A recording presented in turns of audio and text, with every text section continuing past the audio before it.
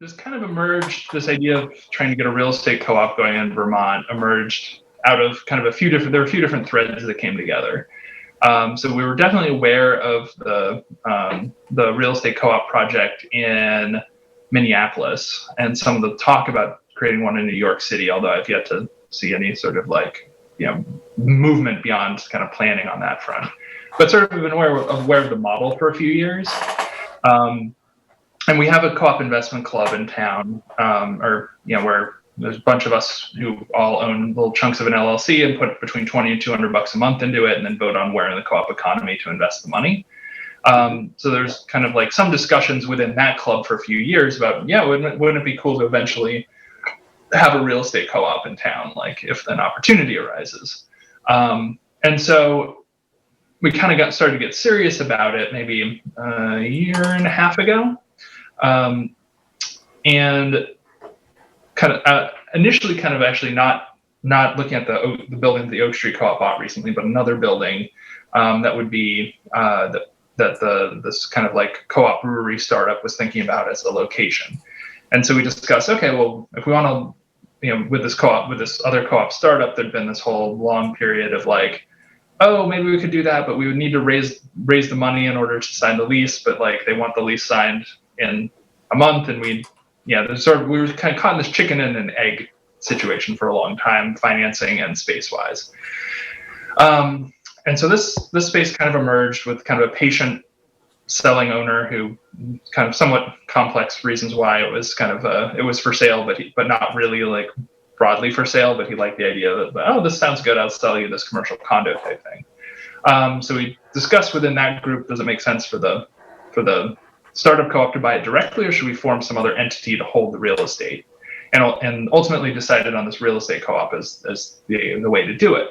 And so the reasons why we decided that were a fewfold, but essentially the core idea is we created a consumer cooperative that essentially functions as a real estate holding company that both community members and tenants can become members of.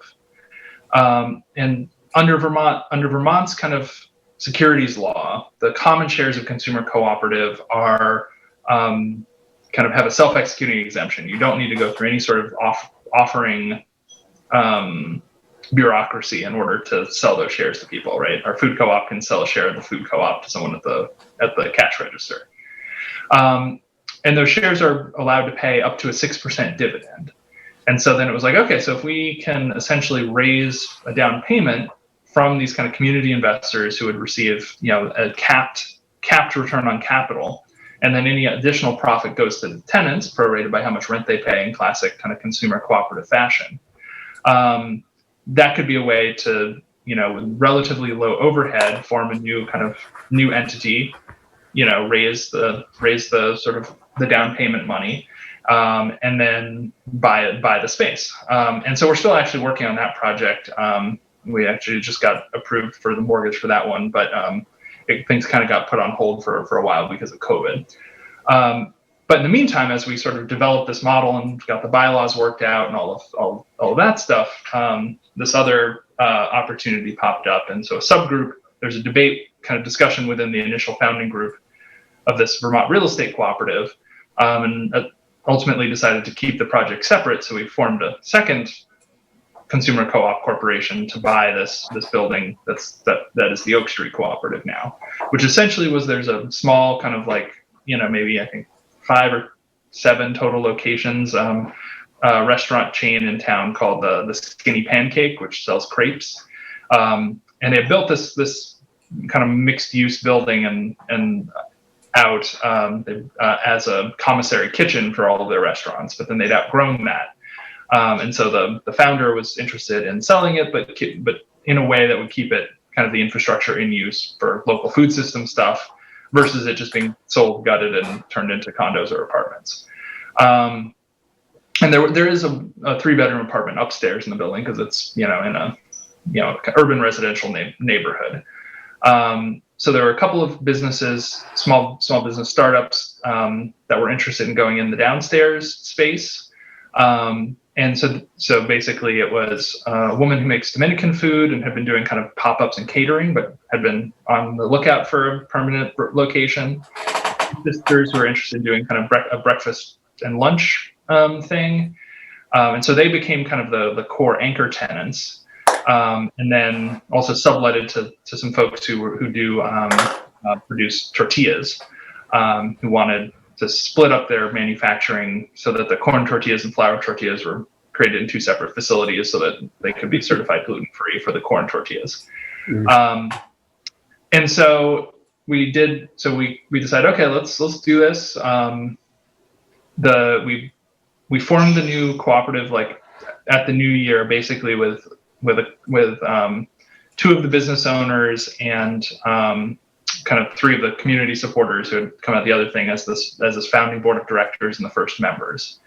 And then we did kind of a public facing campaign to raise minimum $1,000 investments from other Vermont residents. And we got about 70 some folks to put at least $1,000 in, which covered the down payment, and then got a mortgage from a local credit union that was on very favorable terms because they're fairly supportive of our co-op stuff.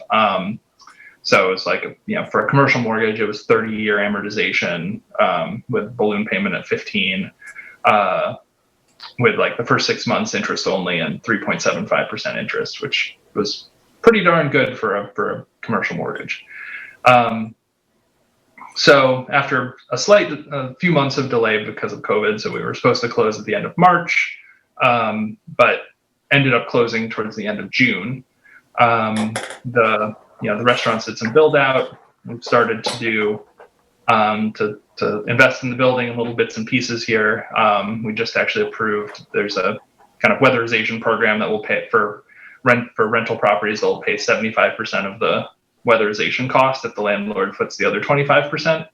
So we just approved that to get some new windows and insulation, and are thinking about solarizing and in the next year and some other things along those lines. And so the Oak Street Co-op is really feeling like so there's some good lessons learned about both how we fundraised and kind of like getting all the systems in place. And so now hopefully we'll be closing on this commercial condo thing in the next couple of months. And there's energy within the group to be looking at multifamily apartment buildings as this kind of next step to sort of move forward and kind of have housing be a bigger piece of the puzzle, with the Vermont Real Estate Co-op owning ultimately multiple properties. So. Nice.